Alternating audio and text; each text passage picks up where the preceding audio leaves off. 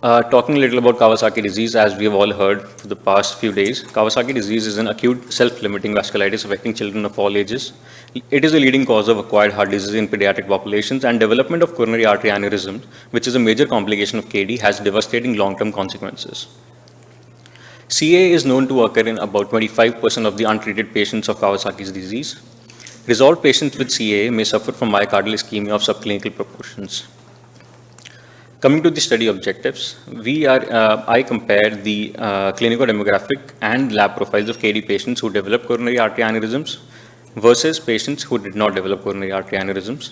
Methods, the study setting was the hospital Dr. RPGMC Kangra.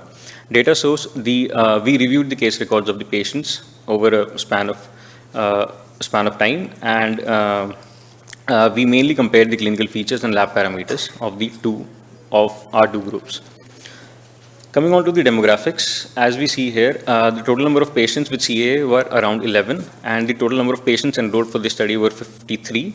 The 42 patients of KD did not develop CA. The male to female ratio was comparable, as we can see, 2.6:1 and 2.8:1. The mean age at diagnosis in months was also comparable at 45 for the first group and 43 for the second group. But the difference comes when most of the patients with CA at time of presentation were diagnosed as cases of incomplete KD as compared to patients who did not develop CA, accounting for 73% in first group and 54% in the second group.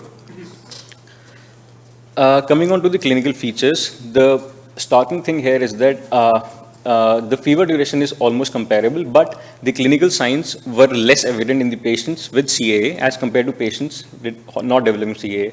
Mainly the difference lies in the lymphadenopathy, comparing at 54% for the CAA group and 74% for the non-CAA group, and desquamation, which lies at 64% for the non-CAA group and 45% for the CAA group. But overall, we can see that the clinical signs were less evident in the patients developing CAA. Next, we can see that the inflammatory markers were also higher in the CAA group as compared to the non-CAA group. ESR mean for the first star was 67 in the CAA group, at 50 for the non-CAA group. CRP 68, the mean value for the CAA group, and for the non-CAA group lies at 44. The platelet count was also higher as observed for the CAA group and as compared to the non-CAA group. Interpretation, non-CAA patients manifested with more clinical signs such as rash, lymphadenopathy, desquamation, conjunctival injection, and oral changes, as our values already indicate.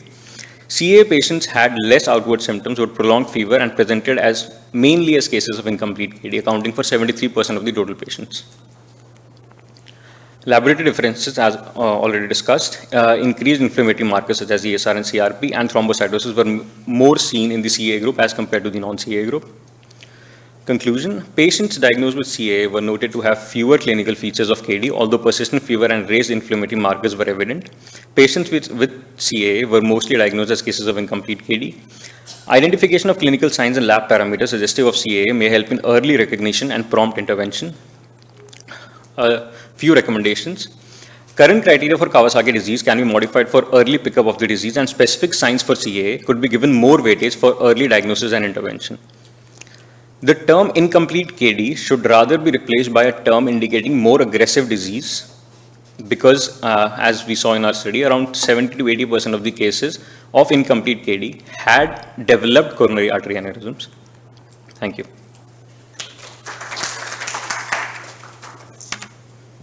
Yeah, it is good to know that again we are confirming that incomplete KD produce more coronary artery involvement than complete KD. And in your signs and symptoms, when you compare it, around 40% of non-coronary group signs and symptoms are less in coronary artery. Yes. Whereas ESR and CRP was very high. Was raised. That means inflammatory markers are very high. I wonder why signs and symptoms not appeared lesser than the other group. Especially with the ESR and CRP high, indicating that that's severity of the vasculitis. Yes. So all kind of vasculitis only producing eye congestion, redness of the mouth, etc. Good to know and observe that. Do you have any reason for that? When the ESR and CRP is high, signs and symptoms are shown less actually in your side. Sir, one thing we saw in this was that the patients in the CA group were mostly in the infantile age group. So those patients, when they present with fever, they mainly find a doctor, and they presented to us mainly with complaints of fever. So they were diagnosed early, and hence the signs were not present at that time, sir. But during the stay, some of the patients developed those signs. But at the time of diagnosis, they did not have those signs because they mainly presented with complaints of fever, sir. The referrals you have found are they statistically significant? Sir, I cannot comment on that, but because I currently do not have stats with me on this. But the difference on the two changes, such as desquamation and lymphadenopathy, they seem to be significant as we observed in our study. But I do not have the stats as of right now, yes, sir. Can you give recommendation? Yes, sir. So I know, sir, that was the limitation of our study. The sample size was also less, and we did not have the stats, but the numbers indicated such. So based on that, I recommended something, sir. Yeah, sure, sir. Thank you. Thank you, sir.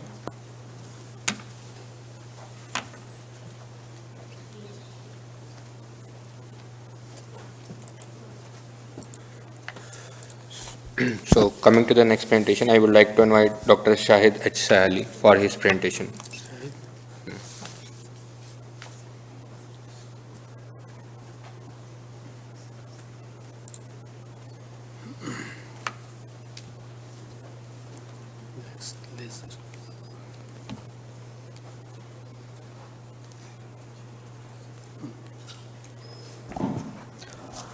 Very good morning to all. I'm Dr. Shahid, Senior Resident in Cardiology at JIPMA Pondicherry. So I'll be presenting on my study, Exercise Capacity in Children with and without Coronary Artery Aneurysms following Kawasaki disease and MISC in comparison to healthy controls and the effect of a structured exercise program. So the studies regarding exercise capacity in children with KD and MISC are limited and have shown variable results. So the lower exercise capacity in such children could be related to compromised perfusion during exercise, but it could also be related to unwarranted exercise restrictions which were imposed due to safety concerns resulting in physical deconditioning.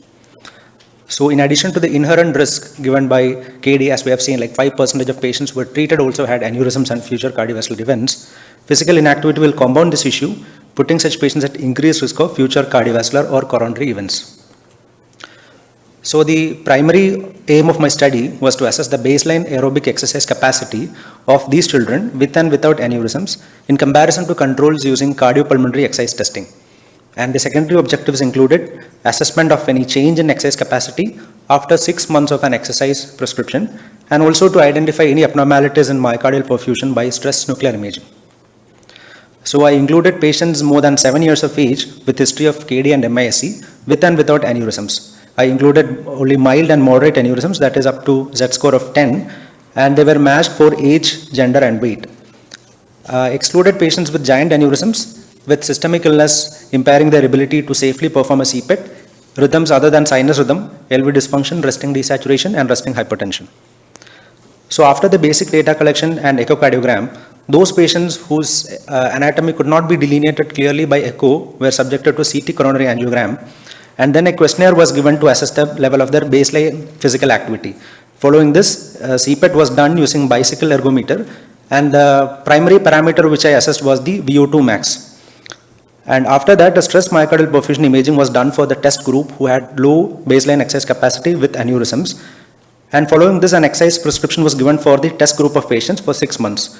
And the plan is to repeat CPET at 6 months. The study is actually ongoing. So these are the preliminary results of my study. So there were a total of 17 patients which I could get over a period of 1.5 years, which included both KD and MISC with and without aneurysms, out of which 3 patients had aneurysms and all 3 were males. And all 3 patients had Kawasaki disease.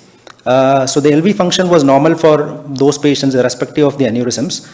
And the primary parameter which I assessed for the exercise capacity was the VO2 max in ml per minute. The mean value for the patients with aneurysm was 747, which was comparable to that of controls. And the VO2 per kilogram was 23.5, which was slightly lesser than 24.5 in comparison to controls. And the METs attained were also lesser, 6.7 in comparison to 7. Though statistical analysis has not yet been done, there is a trend which shows that these parameters are lesser in children with aneurysms. So these were some of the representative images which I've collected. The first row shows a patient who is 11 years old currently with history of KD 2 years back, and he has still like persistent aneurysms involving, mild aneurysms involving RC and LMCA. And the second patient has a moderate sized aneurysm involving the left main, and the third patient has a moderate sized RC aneurysm. And like I said, those patients whose anatomy was not clear were subjected to CT coronary angiogram. And this is the like cardiopulmonary exercise testing report which we get at the end of the study. So we can see multiple parameters are assessed, out of which VO2 per kg and VO2 max were the primary parameters which were assessed. And in this case also we can see the child has a VO2 per kilogram of 26.5, which is significantly lower than the like normal value of 41.3, suggesting a low exercise capacity. So in all the three patients with aneurysms, stress myocardial perfusion imaging was done, and there was no evidence of stress-induced ischemia. And following this, an exercise prescription was given to all the patients, which included 30 minutes of aerobic exercises for at least 3 days a week. So this was in as per a Japanese study which was conducted, and also the repeat CPET assessment after 6 months is to be done, which is pending. So in conclusion, persistent aneurysms in KD and MISC were rare on long-term follow-up, and they predominantly involved the left main and right coronary artery. The VO2 max and VO2 per kilogram in KD and MISC patients with and without aneurysms were comparable to that of age, gender, and weight match controls. There was no evidence of stress-induced ischemia in any of the patients with persistent aneurysms. The low VO2 per kilogram in the KD or MISC group could also be related to physical deconditioning, which will require a long-term follow-up after an exercise prescription to assess for any changes in aerobic exercise capacity. So the limitations of the study was that this was a single center study with a limited number of patients. So possibly by recruiting more patients over a longer period of time, more meaningful conclusions could be made out. Thank you.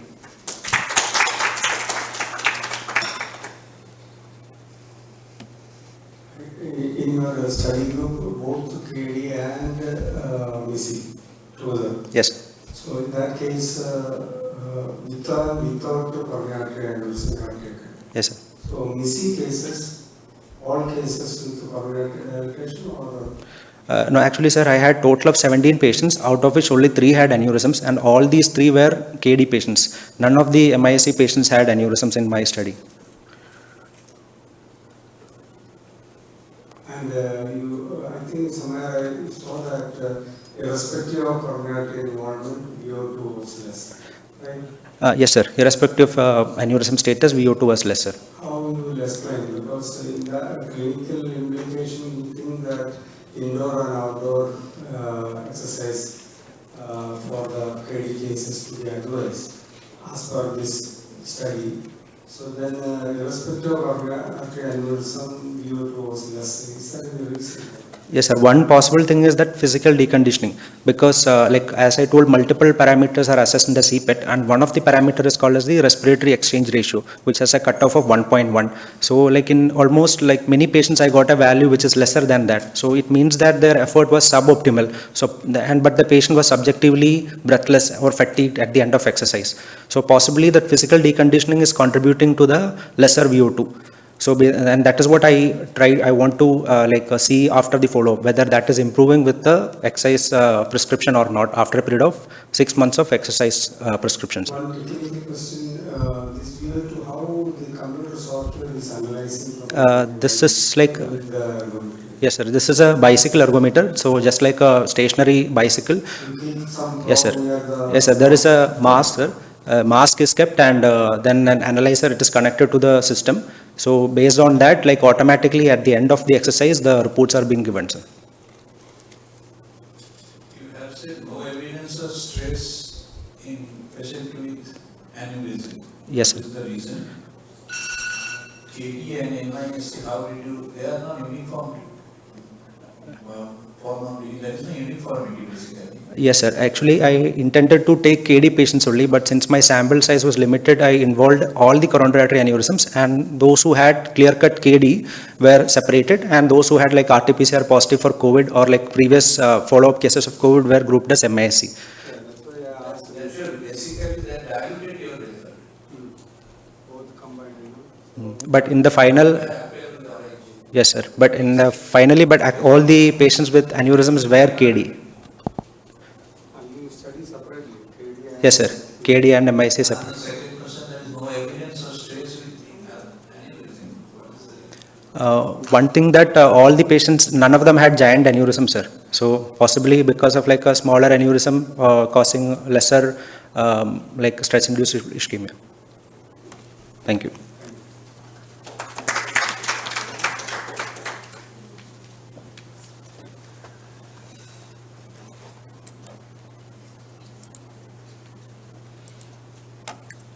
Next. So for the next presentation, I would like to invite Dr. Alfred Thomas for his presentation.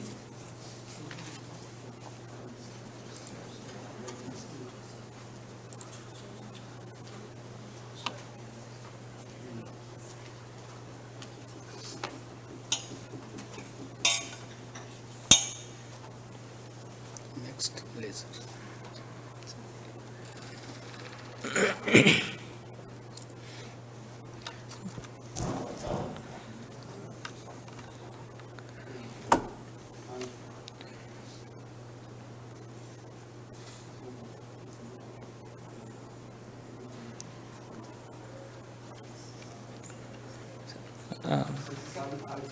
Yes, sir.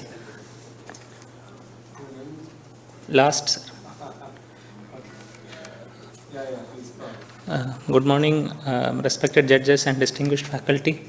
I am presenting this case report in front of you titled Kawasaki Disease and Systemic Artery Aneurysms. So we were referred in 2021, a 6-month-old boy for abnormal ultrasound examination elsewhere, who was treated elsewhere for fever for 20 days with multiple courses of antibiotics, and the abnormal ultrasound at the end of the treatment, the physicians referred us the child. On probing history, the mother gave history of conjunctival injection and maculopapular rash in the first week of illness, which subsequently subsided. And on examination in our institute, the child had hyperemia over the BCG vaccination site. On examination, the child had normal pulses and blood pressure.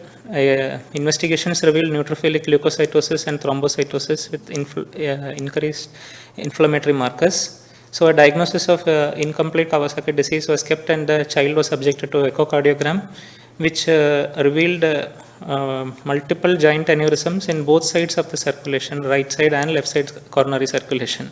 Because of the abnormal ultrasound abdomen, which showed a dilated abdominal aorta elsewhere, the child was subjected to a CT aortogram in addition to the coronary angiogram, which confirmed the findings in the form of a fusiformly dilated abdominal aorta aneurysm in the infrarenal location, measuring around 1.7 centimeter, which extended up to and included both the internal iliac arteries. There were also aneurysms in the bilateral subclavian arteries, and in addition, the ascending aorta was also dilated. So this is the picture. A, you can see the dilated LAD aneurysm in the LAD, and in B, you can see the aneurysm in the RCA. In C, you can see the fusiformly dilated infrarenal abdominal aorta, which is extending up to the internal iliac artery and involving all these branches. In D and E, you can see the subclavian artery aneurysms, and E also shows the dilated ascending aorta. So the child was managed with intravenous immunoglobulin, infliximab, methylprednisolone, followed by started him on a course of oral prednisolone, cyclosporin, and also low molecular weight heparin, atorvastatin, and aspirin, with which the general well-being improved and inflammatory parameters also came down. However, the child had persistent mild elevation in CRP to the tune of around 10 to 15. So at the 4th month of admission, the child was again administered a second dose of intravenous immunoglobulin and infliximab. And because of the diffuse systemic nature of the vasculitis, child was given methotrexate as well, weekly doses. And at the end of 2 years, the low molecular weight heparin was replaced by warfarin. This is the present status of the child at 4 years. The photograph is placed with the informed written consent of the parents. and the child is at present asymptomatic. He's being continued on warfarin, aspirin, atorvastatin. The methotrexate was stopped in the last review 1 week before, and the latest echocardiogram shows that the aneurysm in the circumflex had normalized to normal dimension, but the right coronary artery continued to have dilation, and a small aneurysm persisted in the LMCA, and a giant aneurysm persisted in the LAD. So this is the ultrasound abdomen pictorial representation. The last ultrasound showed that the abdominal aorta, infrarenal portion of the abdominal aorta was dilated still at 1.64 centimeter, which is comparable to the baseline dimension of around 1.7 centimeter. In addition, that fusiform dilation extended up to the right and left common iliac artery. And the dimensions of the common iliac also were comparable to previous 1.2, previously 1.5 centimeter now, and left side 1.0 before, 1.3 centimeter now. In addition, there was no thrombus previously, but this ultrasound showed an eccentric thrombus around 9.5 mm in the right common iliac artery. However, the child is asymptomatic. The child does not have any limb claudication symptoms. The lower limb of the right side lower limb, there is no coolness, or there is no pain or tenderness or any swelling in the right side compared to the left side.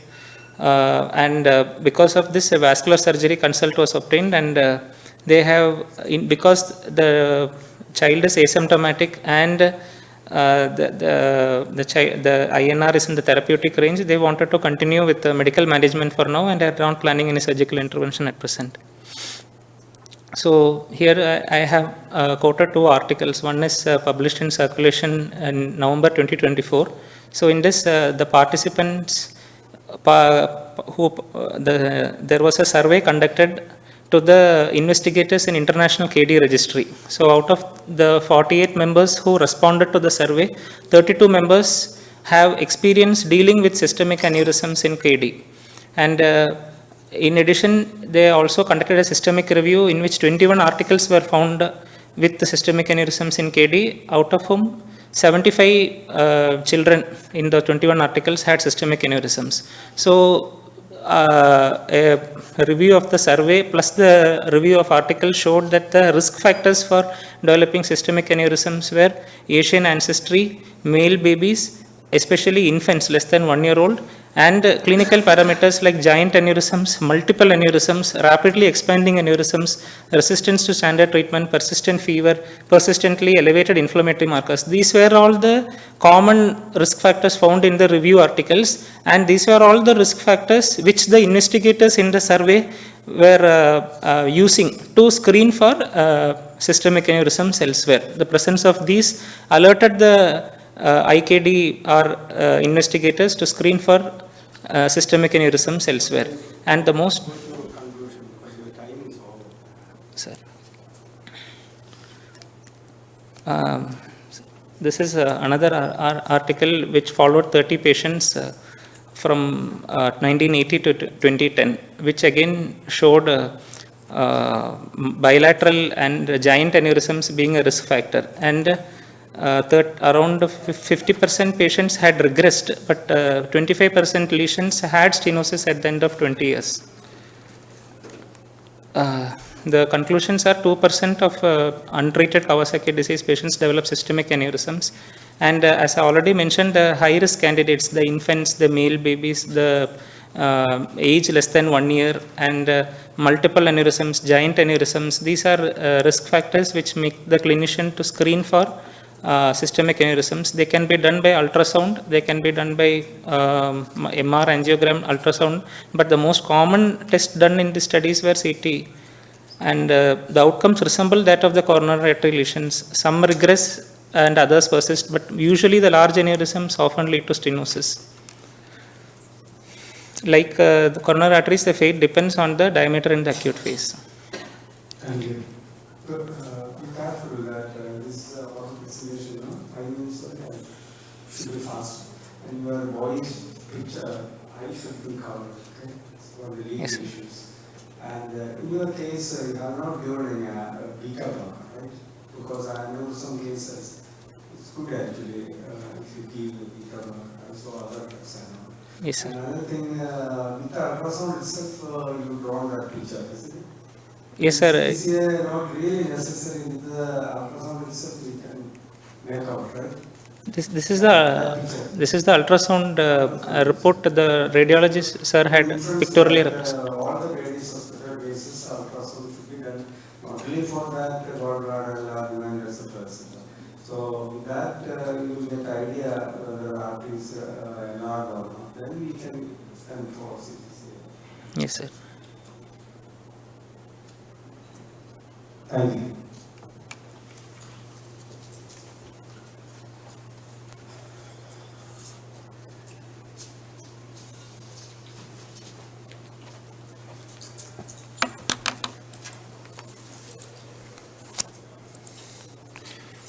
So for the next presentation, I would like to invite Dr. Akansha for her presentation.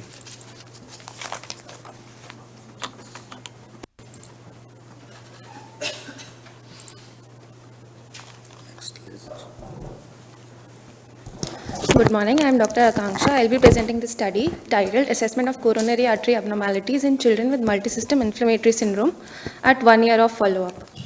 MIS-C is a hyperinflammatory condition linked to SARS-CoV-2, first identified in April 2020. Coronary artery abnormalities in MIS-C are reported to be 13 to 26% during acute presentation. Transthoracic echocardiography have been the preferred modality for follow-up the patients with MIS-C, but it has several limitations. CTCA on CT scanners give superior resolution and motion-free images with radiation exposure less than 1 millisievert. So this study aimed to assess the coronary artery abnormalities at 1 year of follow-up in children with MIS-C who had CAs at either initial evaluation or had severe disease at diagnosis. Secondary objective was to compare both the modalities for efficacy in picking up these abnormalities at follow-up. Via this study, so long-term fate of coronary artery abnormalities in children with MIS-C is still unknown, and majority of studies have shown regression in early follow-up. But these studies have mainly used TTE as a primary modality. This study utilizes CTCA as a primary modality of assessment at follow-up. This is a prospective observational study conducted between July 23rd to December 24th. Inclusion criteria being all children with MIS-C at least 1 year back of diagnosis or acute severe manifestation at diagnosis. Exclusion criteria was any contraindication to CTCA or not giving consent. This study was approved by the Institute Ethics Committee also. So inclusion criteria, all the children who were fulfilling the inclusion criteria were approached, and CTCA and TTE was done on the same day. Outcome was assessed using both the modalities, and CTCA was considered as a reference standard. So in children enrolled for the study, total of 24 children were enrolled. Age at diagnosis was 7.4 plus minus 3.1 years. Age of enrollment was mean of 10.1 plus minus 3.1 years.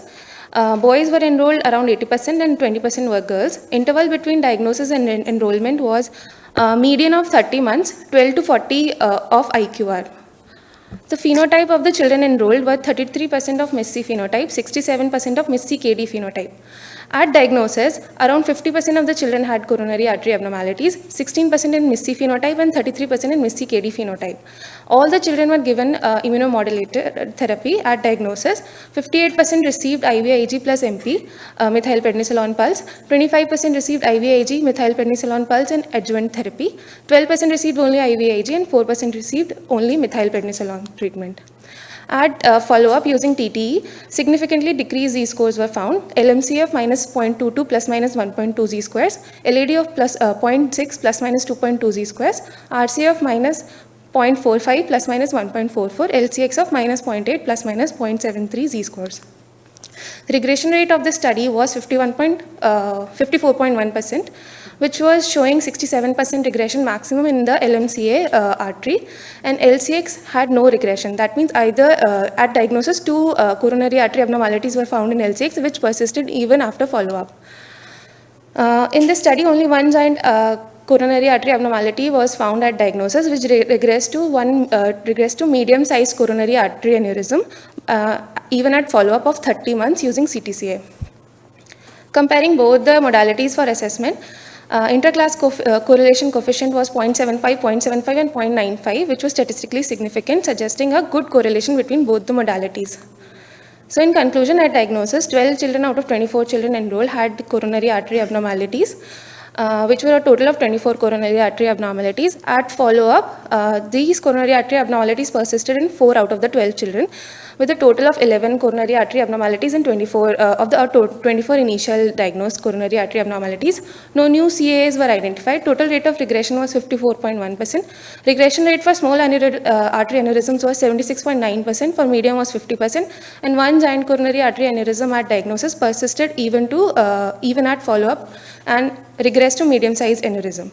CTCA had advantages over TTE in form of better visualization and identification of mid and distal segment aneurysm involving RCA and LAD, and even identifying CAs involving left coronary circumflex artery.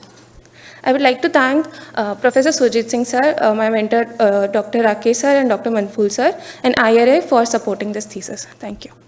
You could have shown one slide for the signs and symptoms produced by this group producing coronary involvement, because you can think that it's like kidney-like illness. Whenever the criteria at least 2 plus coronary involvement, definitely I say that triggering agent is RNA virus or SARS-CoV-2, and producing neuronal vasculitis and producing activity like a KD. Because since you are presenting only missing, whether you consider as a KD or not.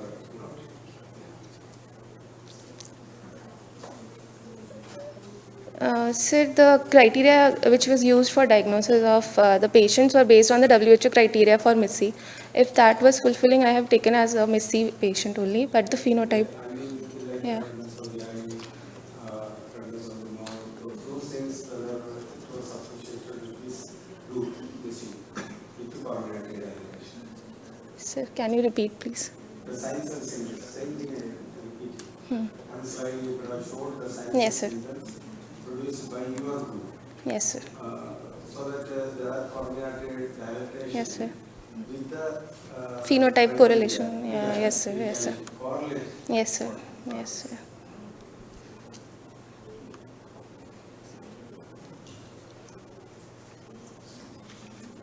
What's the message you want to give us? Sir, all the studies which were done for the patients who were diagnosed with coronary artery abnormalities in patient with MIS-C at diagnosis, even at follow-up, we were only doing TT for the assessment. But the children who had either severe disease or had coronary artery abnormalities involving maybe medium or large aneurysms, they should be followed up using CTCA preferably than TT for the regression of these coronary artery abnormalities. Most in children who had severe coronary artery abnormalities or severe disease at presentation.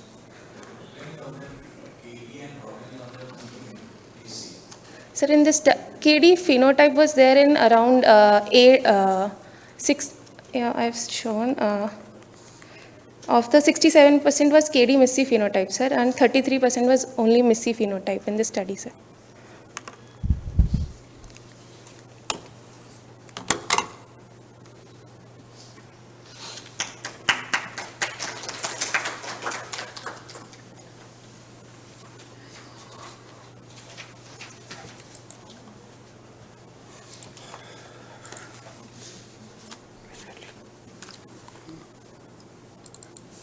So for the next presentation, I would like to invite Dr. Vishali Thakur on the stage.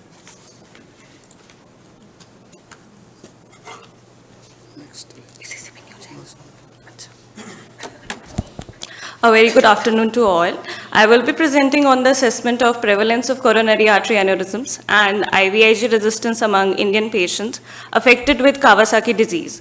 These are our preliminary findings from a multicentric ICMR study. So basically, KD is a childhood vasculitis affecting the coronary arteries, potentially leading to aneurysms. Its diagnosis is made on the basis of a combination of clinical characteristics laid by the AHA criteria. IVIG treatment reduces complications, but some patients have shown resistance. This study assesses the prevalence of coronary artery aneurysms and IVIG resistance in Indian KD patients comparing complete and incomplete subgroups. A total of 80 affected individuals were recruited between March 2024 and December 2024 as a part of the ICMR-funded multicentric study. Recruitment of KD patients from 4 multi-centers was done. Dr. Rajendra Prasad Government Medical College and Hospital Tanda, PGI MER Chandigarh, AIMS Patna and ICH Kolkata. 80 patients were enrolled from 4 different sites, followed by their laboratory parameter evaluation and coronary artery assessment via 2D echocardiography. The percentage distribution of complete KD and incomplete KD patients. Most of the patients responded to IVIG, whereas few patients were IVIG resistant. The prevalence of CAA in KD subgroups, out of the total KD patients, 81% of them exhibited normal coronaries, whereas 19% of them exhibited coronary artery abnormalities. In case of the complete KD group, 79% of them showed normal coronaries and 21 of them showed CAAs. And talking about the incomplete KD patients, 84% of them showed normal coronaries and 16% with CAAs. This is the profile of coronary artery abnormalities in KD patients at our multicentric from the data generated from this study. So the complete KD patients with CAAs constituted the small aneurysms, medium aneurysms and the giant aneurysms, in which 8 showed small aneurysms, 1 showed medium aneurysm and 1 showed giant aneurysms. In case of the incomplete KD, all of the cases were showing small aneurysms. So this is the percentage distribution across 4 healthcare centers in India, in which the majority of the patients were enrolled from PGI Chandigarh. So this table highlights the results from our study, and the IVIG therapy proved to be effective in 87.9% of the patients, and 12.08% of the patients exhibited resistance. A significant proportion of Indian patients developed coronary artery abnormalities. So these are my concluding remarks. 18.75% of Indian patients developed CAAs, predominantly the small aneurysms, while IVIG therapy proved to be effective in 87.9% of the patients. 12.08% of the patients exhibited resistance, highlighting the need for alternative therapeutic strategies. Early diagnosis and risk assessment are crucial, especially in differentiating the KD subtypes. Larger studies are needed to optimize the KD management and reduce the cardiovascular complications in KD patients. Thank you, everyone.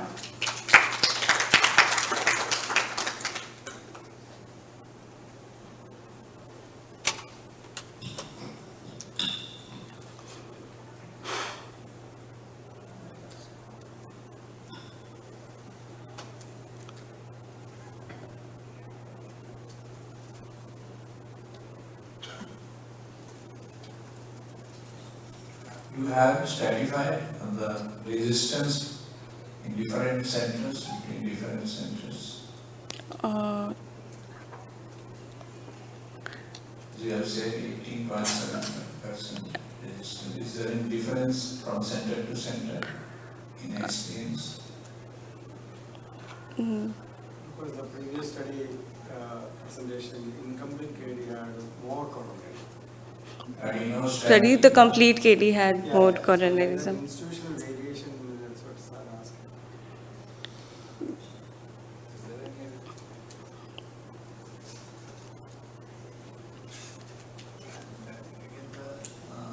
Incidence of aneurysm almost same in complete and also in incomplete. So yes, sir. If I am not wrong. You have not done the statistics? No, sir. So we just went with the percentage. Yes. Okay, thank you.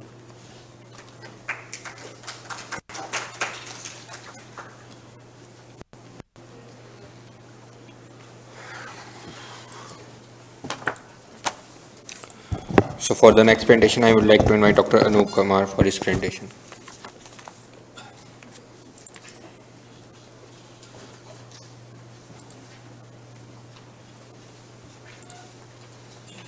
Next is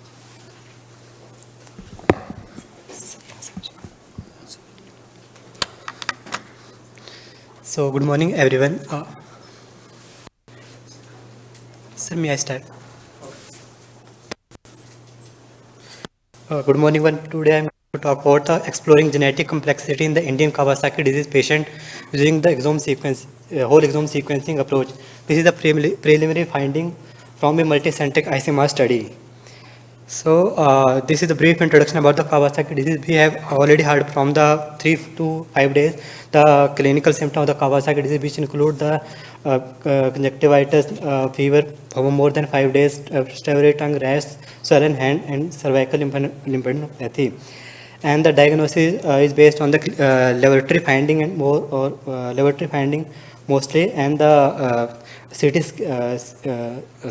scan and the two-dimensional echo, and the treatment possible intravenous immunoglobulin and the aspirin. So we have already listened about the incidence pattern from the 2015 to 2020, that the incidence of the Kawasaki disease gradually increasing in the Indian context. But the challenges are the most challenge in the Indian population is there is no current treatment strategy depend upon the harnessing anti-inflammatory via the use of IVIG and aspirin. And the unknown etiology, also the genetic predisposition is also there, that, and the viral infection also there, that makes more difficult to treat. So there are the genetic complexity of the Kawasaki disease, which include all kind of the like calcium signaling path in the pathogenesis of the Kawasaki disease, gene that influence the immune system. Also there are also gene which influence the cardiac function. So in order to see all the complexity, we have designed the research question: which genetic factor and the novel loci are implicated in the development of the coronary artery abnormality and the intravenous immunoglobulin resistant in the Indian children with the Kawasaki disease? How does the regional distribution, prevalence, and identify risk factor of the KD cases across healthcare center contribute to understanding of the epidemiology and risk stratification of the CA in the affected children? So objective is to identification of genetic variant for the development of the coronary artery abnormality in the Indian children with the KD. So for doing that, we have done the genetic profiling the Kawasaki disease patient and identify the variant associated with the CA, coronary artery abnormalities. So to do this, we have done the patient enrollment for the around 4 different centers from the India, and we have this enrollment is from the March 2015 to March 2024 to December 2024. We have total enrolled 107 patients, but for whole exome sequencing, we have only taken three patients which have the small aneurysm, and we also taken the 2 healthy control for the comparison study. So we prepare the whole exome library preparation, done the whole exome library preparation, and then this is the generalized workflow for the whole exome library preparation, where the blood is DNA sample extracted from the blood sample, and the DNA is then provided to the unique index are provided to the each DNA sample. And then the exome library are enriched, and the sequence done on the Illumina exome platform. So this is the workflow for the prioritizing of the variant from the whole exome study. So we have done the quality check for all the raw variant, and then the non-synonymous variants we have included in the study, and the common variant have excluded from our study, which has the minor liver frequency ranges from the 1.2, which is in the minor liver frequency we have considered only 1 to 5%. So after getting the exome frequency of the variant, we have done the pathogenicity prediction based on the SIFT, CAD, and Polyphen 2 and mutation tester scores. And then we have also applied the selective gene filter, which include the 64 gene related to the Kawasaki disease. So We also done the human phenotype ontology term analysis, and we have selected those term like redness of the eyes, fevers and fevers and the cervical lymphadenopathy. We also include that terminology in our analysis.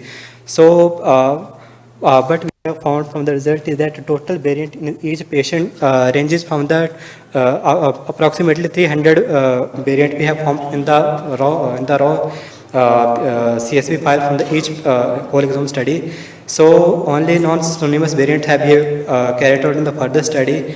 To the non-synonymous variant, we have done the minor leaf frequency checking. We have put the threshold criteria. We have we have only taken the 1 to 5% minor leaf frequency, and then the check the in silico prediction. And based on the in silico prediction, we have found out the patient one have the mutation the ABCC4 gene, LEMO7 gene, and the patient 2 have IL6 gene, and the patient 3 have HLA-DQB1 mutation, TTN mutation, SMAD3 mutation, MMP3 mutation.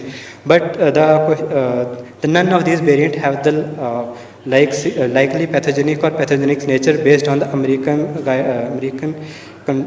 Council of Medical Genetics guidelines.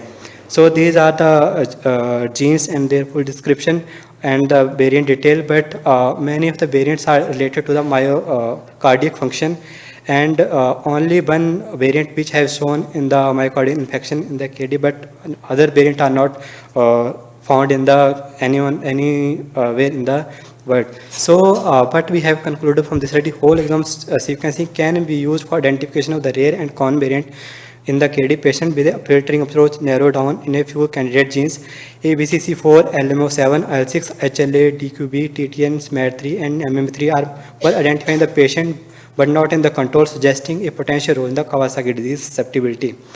Current findings indicate a potential genetic importance in the Kawasaki disease, but further validation are needed. That this validation includes the polygenic risk scoring and also the functional analysis. Our preliminary analysis suggests ethnic difference and heterogeneity of the Indian population as compared to the Western population for genetic susceptibility of the KD in India. Therefore, we need to do larger study for variant identification. Clinical implications are the study highlight the potential genetic target for the future KD research and personalized treatment strategy. Identify variant from the large sample size from multiple centers from different geographical regions generate a high potential to new approach for treatment possibility. So these are thank you. You have got 6 or 7 genetic abnormality. Pardon, sir? Number of genetic abnormality you have got 7? Sir, 7 genes, sir. 7 genes. Yes, sir. And how to reach the target? So many genes. Sir, we have in the filtering approach, I have taken the 64 KD related patient, and to these 64 patient, I put the in silico prediction based on the protein conserved region and also the population frequency score threshold. So based on that, I reached to the 7 genes. And also these variants are in the preliminary study. I need to follow the polygenic risk scoring method and statistical analysis method for further screening in the larger cohort.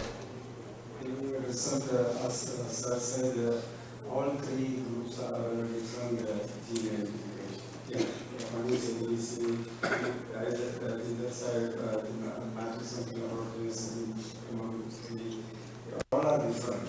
So, clinical implication, how you Sir, the clinical symptom include some of the patient include the 4 complete 5 symptom. Like when I was putting when some symptom like redness of the eyes is not in the present in one patient, or cardiac CA not complete CA is not present in the some patients. So when I putting the SPO term in my analysis, so that those variants are excluding from this analysis. Thank you. Thanks.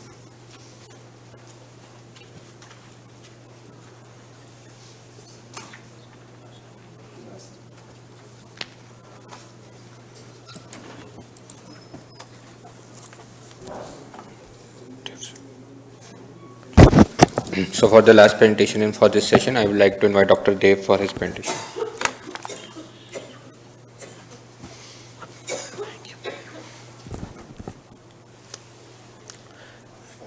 Can I begin?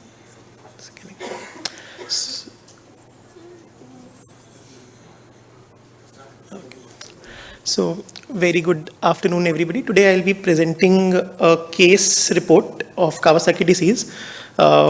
So our index case is Mr. H, who's currently 19 years old, but he has been under our follow-up since 2014 when he was 8 years of age. They hail from Bangalore. So in 2014, he had an acute episode of fever with a gastrointestinal focus, for which on day 4 of illness, he was admitted at the hospital in Bengaluru. During the course of hospital stay itself, he was noted to have the classical features of Kawasaki disease in the form of a macular rash, conjunctival congestion, cervical lymphadenopathy, and red lips with a strawberry tongue. And investigations at that time had shown anemia, neutrophilic leukocytosis, progressively increasing platelet count, and elevated CRP. So on day 8 of illness, KD was considered, and he received IVIG at 2 grams per kg on day 8. At that time, a 2D echo done had shown an RCA dilatation. However, even after more than 36 hours of completion of IVIG had elapsed, his fever remained persistent. So on day 12 of illness, he was given infliximab at 10 mg per kg, and he was also noted at that time to have a periungual despermation. Even after receiving IVIG, aspirin and infliximab, since his fever remained persistent, his platelet count was increasing, his inflammatory parameters were elevated. He was given a second dose of IVIG on day 17 of illness, and after that he was referred to our institute where he reached on day 21 of illness. By that time, his fever had become passive. So in our institute, first the 2D echo which was done on the 22nd day of illness had shown diffuse dilatation of left main coronary, left anterior descending and right coronary artery. And on day 25 of illness, his first CT coronary angiogram was done at the baseline. That had shown a diffuse dilatation of the LAD with a giant coronary artery aneurysm in the proximal segment. And in the right coronary artery also, he had a diffuse dilatation in the proximal and mid segment, and one aneurysm of 4.2 mm in the distal segment. So with this, he was started on aspirin and low molecular weight heparin, and subsequently the low molecular weight heparin was converted to warfarin and statins were added. In 2017, intermittently they kept on following up in Bengaluru, and every once in 3 to 5 years they would come to our center for follow-up. So at 2017, a repeat CT coronary angiogram had been done that had shown a fusiform coronary aneurysm in the proximal and mid RCA, saccular coronary aneurysm in the distal RCA, and dilatation of proximal LAD with a coronary artery aneurysm in the mid LAD. However, no evidence of thrombosis was found at that time. Since the giant aneurysm had resolved to a moderate aneurysm, his anticoagulation was stopped by around 5 years of treatment, and he has been continued on aspirin and statins till now. His latest follow-up with us was in January of this year. So at nearly 10.5 years of illness, a repeat coronary angio by CT was done.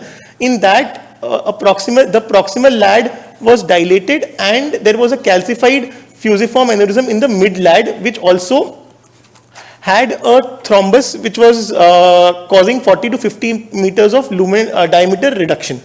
And the RCA, the proximal and mid RCA was dilated, and a peripherally calcified fusiform coronary artery aneurysm was seen in the proximal RCA. However, there was no thrombus there. We also did a cardiac MRI to look at the heart function and physiology, in which the fusiform aneurysm in RCA and LAD was confirmed, the LV function was preserved, and no fibrosis or scar were noted in the myocardium. Clinically, he is not having any symptoms currently of exercise intolerance or orthopnea or paroxysmal nocturnal dyspnea. For now, we have planned that we would continue aspirin and statin for him. He has been back referred to Bengaluru, where he is going to undergo stress test for inducible myocardial ischemia, and based on the results of these tests, we will decide whether he needs any intervention or not. So these are my take-home messages, that Kawasaki disease is an enigma, and risk of complications reduces significantly, but not entirely with timely treatment. In those years, we were not very enthusiastic with steroids, but now, if as per the KD AHA 2024 protocol, if we can intensify the treatment of resistant KD with steroids and cyclosporin at the onset, we may be able to reduce the coronary artery aneurysms and sequelae, and CT coronary angiography at baseline and in follow-up with of children with KD who develop CAs has an important role in picking up complications like thrombi in this case.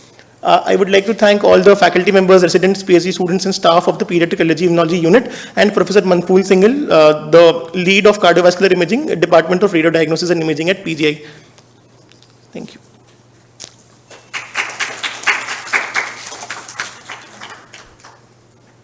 So despite of intensification, coronary progression, we cannot provide. Yes. Intensification, what are the drugs you tried the cyclosporin, other drugs all? Sir, this child was diagnosed with IVIG resistant Kawasaki disease in 2014. At that time, he had received first dose IVIG followed by infliximab and a repeat dose of IVIG. That time, steroids or cyclosporin were not very prevalent in treatment of resistant Kawasaki disease. However, now AHA 2024 guidelines have upfront told that they have given the option between infliximab, second dose of IVIG, steroids and cyclosporin. And in our center, if the child has any high-risk features or significant abnormalities at baseline or IVIG resistance, we are hitting it with infliximab, oral steroids as well as cyclosporin right at the onset itself. Some of the oral medication also can be tried. I have seen one publication from the Toronto Institute that doxycycline is really helpful sometimes because it inhibit the MMP, methylpropionase 9, MMP 9. And another one is my own study, the animal study, very nicely antioxidant drug because it silences the singlet toxin. So vitamin C, A, and E, that also in the website. If you give oral, because you don't need to be approved also. And very next day, after giving vitamin C and all, fever will come down. So some oral medication also can be tried as an intensification. Anyway, it's a good observation. Thank you. Thank you.